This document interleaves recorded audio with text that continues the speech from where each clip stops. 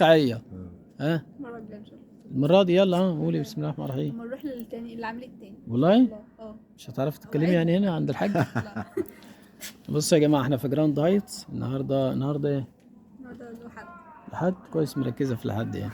النهارده لحد في جراند دايت. بصوا الجوافة الورق بتاعها لما يحمر بالطريقة دي اهو، الاحمرار اللي احنا شايفينه ده ما هوش لا مرض فطري ولا مرض حشري، ده نتيجة الصقيع. الجوافة بتيجي في الصقيع، الورق بيحصل بالطريقة دي، وممكن كمان مع شدة الصقيع الجوافة تتساقط نصف أوراقها أو أوراقها كلها. يعني ممكن تنزل ورقها كله وتبقى زيها زي النبات المتساقط. تمام، عشان محدش يقلق لو شاف الأعراض دي.